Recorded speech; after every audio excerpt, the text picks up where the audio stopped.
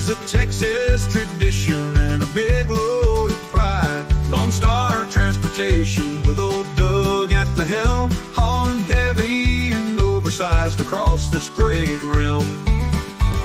From steel beams for bridges to wind turbine blades, down the dusty back roads to the wide interstate, we're chugging through the prairies and the mountain peaks high, with the Lone Star ablazing beneath that big Texas sky.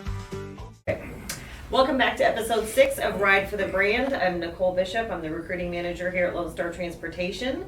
As always, I have with me Chad Gerfers, VP of Sales here at Lone Star, and our guest of honor today that took some mild bribing to get him in here. No, it didn't really. Mr. Doug Miller, President of Lone Star Transportation. Good afternoon. So today's episode, we're going to talk about several different things, but primarily what we brought Doug in here for today is to give everybody a little time to get to know him a little bit better and talk about the year that we've had and the year that we think we're going to have next year. So we're going to go through all that throughout the next few segments, and we're going to start out with a series of fun questions that we have for Doug and try to put him under the spotlight a little bit. So we'll just go ahead and kick that off and give first we'll give Doug an opportunity to kind of talk about his background and the path that he's had with Lone Star. So Doug, you want to just chime in on your background, where you got started, how you came up through Lone Star? Yep. Well, I think a lot of people know that I was raised on a dairy farm, and when my folks moved away from Tennessee, they moved to Florida. And I happened to get into transportation there at the young age of 19, getting ready to try to go to college. I worked on the port down there for a time, and then actually took a job as I was working my way through college with UPS.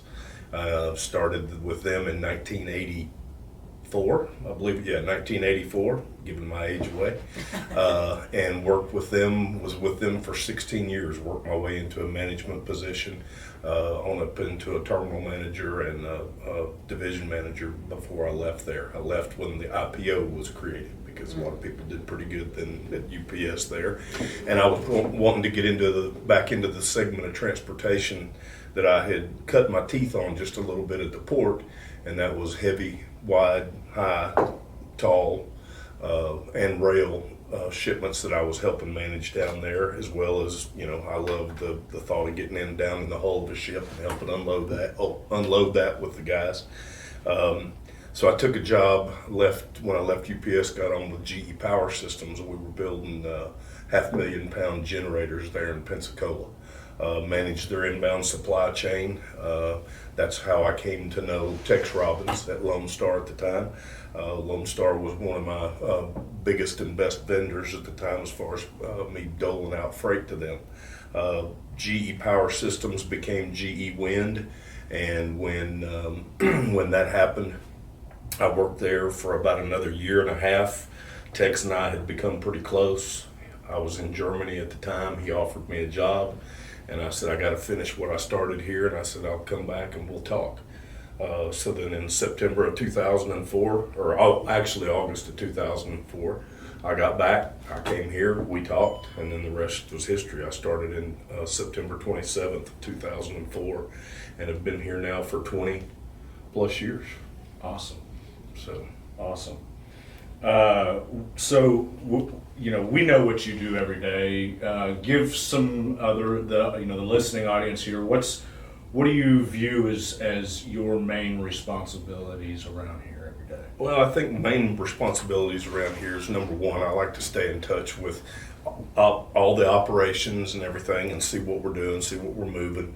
I like to play a part in that planning and putting all that together with the guys. But the biggest part of it, and since becoming president 4 years ago, the biggest part of it is taking into consideration everything that we do and how it affects our people. And because to me, we can't do this job without those drivers that are out there on the road, and the drivers need the support of the folks here in the Gainesville and Fort Worth and wherever they're domiciled out of to support them as well. So, but it all starts with them and thinking about what we got to do to continue to be a safe company. Thinking about what we got to do to give those drivers a good living. That also has some home life balance along with it as well. Absolutely. Good stuff. All right, so we're going to dive into our little rapid fire questions here real quick, and you can feel free to answer briefly or as deeply as you want to, but just some fun questions to again help everybody learn a little bit more about Doug. So you mentioned your first question was, what was your first job? You said that was a dairy farm. Right. So what was your first paying job? When we moved to Florida, I was working in a restaurant in a marina, and I was actually given sailing lessons on catamarans, and then during the day when it was warm in the summer, and then in the evenings I'd either cook or I'd wait tables or I'd bartend. Sounds pretty cool. It was really cool. It was really cool. A lot less stress than these trucks. Yes, exactly. Miss those days. Matter of fact, that may be my final career is going back to that job. One word to describe yourself as a leader. I'd say passionate. That's good. I mean, I like to, whatever we approach or whatever I do, I like to do it with passion and do it right the first time, especially for our drivers and our customers. Love it. Best piece of advice you've ever received? Your decisions impact everybody, so make sure you think of the entire big picture. That's good. Love that. Favorite place you've ever traveled? Well, I worked in Europe for 7 months, and while I was there, I got to travel around Europe, and but I've got to say my favorite of all those places over there was Barcelona, Spain. Oh yeah, it was beautiful. Never been there. Yep, I'd like to go back. Bucket list. Yep, yep. Best part about working in this industry? No day is ever the same. That is true. Yeah. No day is never the same. We talk about that a lot. Yeah. Nicole's Okay, got some now. My questions, they're not as good as Chad's. He let me know that, but I'll try and do best. Favorite season? Summer, definitely. Summer. That ties back into Florida. I'd Yep, say that. yep. Same. I agree. Yep. Have you ever won a contest?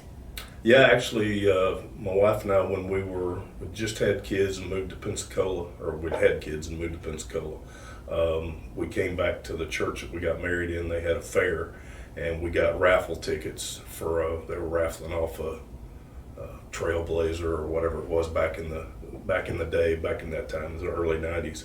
By the time we walked in back in our home in Pensacola, the recorder was going off, and it was the Catholic Church in Fort Walton Beach, Florida, saying, "You've won a car." Oh, that's gosh. awesome.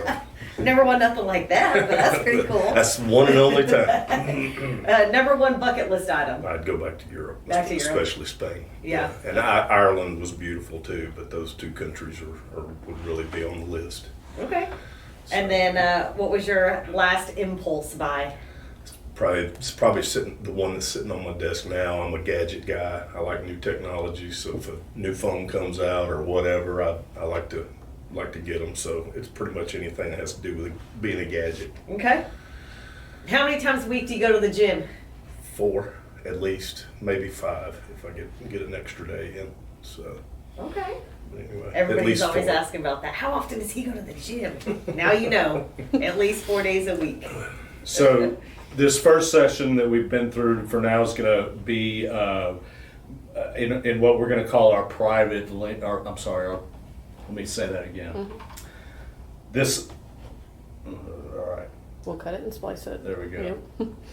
This last session we recorded is going to be part of our public links, and the second portion of our recording is going to be the private segment that's sent via the link in the private drivers Facebook group.